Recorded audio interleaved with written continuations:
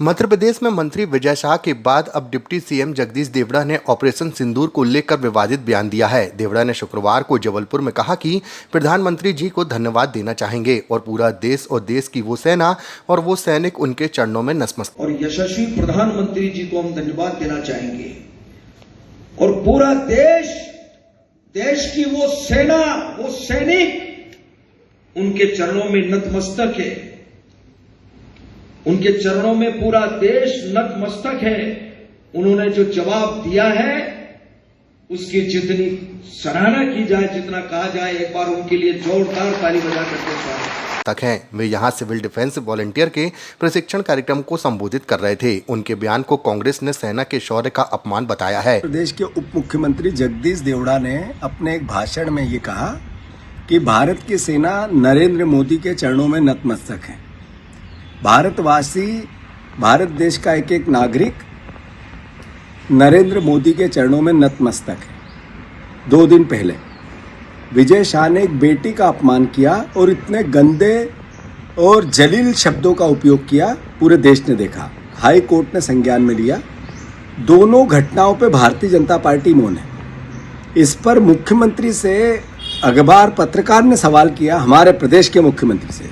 मोहन यादव झल्ला रहे थे, कांग्रेस को कोस रहे थे, कांग्रेसियों के इस्तीफे मांग रहे थे, अरविंद केजरीवाल का हिसाब पूछ रहे थे, पर भारत माता का अपमान करने वाले दोनों मंत्रियों को बचा रहे थे। मैं देशवासियों से आग्रह करता हूं कि क्या सवाल है देश के सामने कि नरेंद्र मोदी जी ने, अमित शाह जी ने, जेपी नड्डा जी ने, बीजेपी के शीर्ष नेतृत्व ने तय कर लिया है सेना का अपमान करो।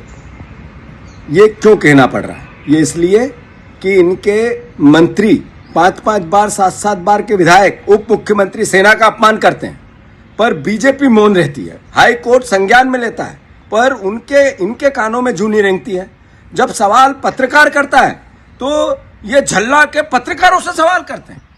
तो देशवासियों, देखो, समझो, अब भी अगर कार्रवाई नहीं हुई, जगदीश देवड़ा का इस्तीफा नहीं लिया गया, विजय शाह का इस्तीफा नहीं लिया गया, तो 100% मेरा आरोप नहीं है, ये तथ्य सत्य है कि बीजेपी के शीर्ष नेतृत्व ने सेना का अपमान करने की इनको छूट दे दी है।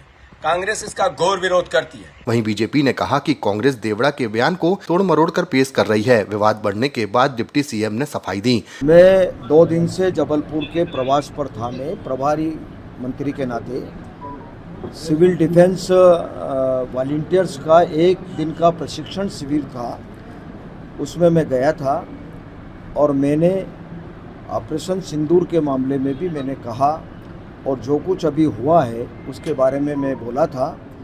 और मैंने ये कहा था कि देश की सेना ने जो काम किया है ऑपरेशन सिंदूर में, उसकी जितनी सराहना की जाए उतनी कम है।